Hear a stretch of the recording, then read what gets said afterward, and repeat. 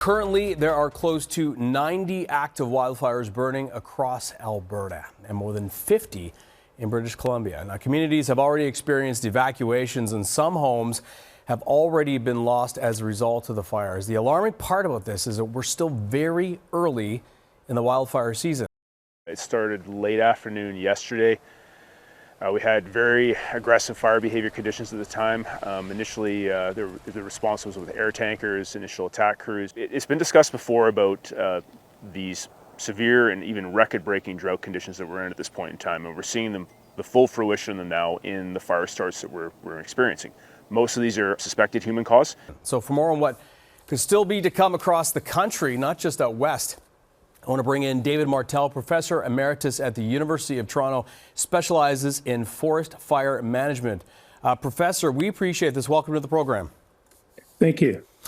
Is it unusual what is happening right now out west at this time of year? No, not really. The province of Alberta and parts of British Columbia are in what we typically refer to as the spring fire season. This is the early part of the fire season. There's a lot of cured grass that's dead grass from the previous year that's very flammable. The moisture content in the trees is very low this part of the fire season, and there hasn't been a lot of rain. So that combined with a lot of hot temperatures makes for very challenging conditions, which don't happen every year, but happen quite often.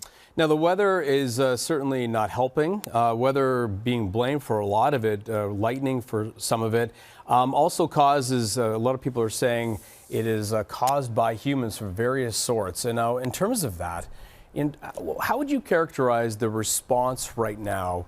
And I know this is kind of a general question because we're dealing with two provinces, really mainly.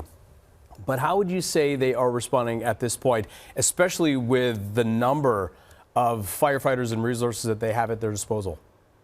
It's difficult for me to assess the response. Basically what I know is what I see in the public media. And when they get a lot of fires that break out at one time, then they do their best to attack them. They will, we refer to what we call initial attack system. They have to detect these fires when they're small. Then they dispatch initial attack resources. And if and when they have more fires than they think they can handle at one time, then they're going to start prioritizing fires. Now, some of the firefighters in Alberta, I'm not necessarily going to ask you to comment on the machinations of Alberta politics, but some of them are criticizing their own governments and previous governments, NDP and Conservative, over the lack of resources and the cuts to their budget. And I want to lead to sort of what can be done when it comes to the forest fire management overall, in terms of the resources that they have at their disposal, not just out west, but across the country, and what needs to be done going forward to not just mitigate the situation, but try to prevent them in the first place.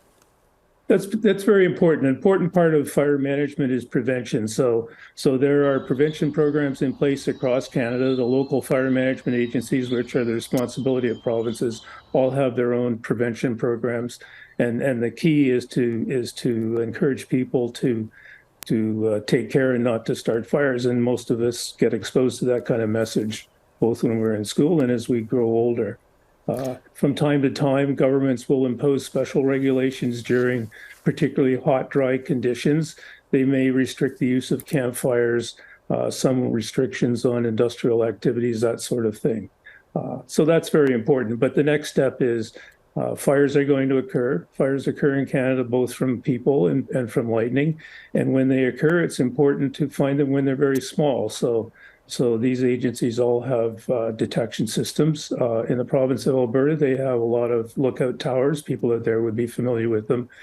In other parts of the country, in Ontario in particular, they rely more on detection patrol aircraft. But it's important to get in there and find those fires when they're small.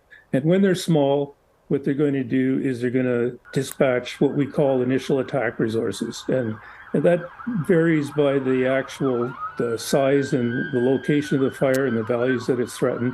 But a typical initial attack dispatch, pretty much across Canada, is they will send one or two air tankers, which will be led by someone in another aircraft called a bird dog officer, and they will dispatch firefighters who are going to attack the fire on ground, and depending on where the fire is and the urgency, they will go typically by helicopter or they'll go by truck. And the objective of that initial attack force is to try to contain that fire while it's very small. And that's just it. I mean, a lot of these things are effectively a big insurance policy to make sure that it doesn't get out of control.